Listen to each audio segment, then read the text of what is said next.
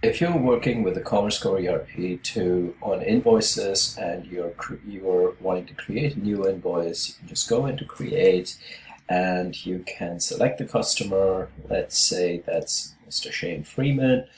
Add the lines of the products that Mr. Freeman has purchased.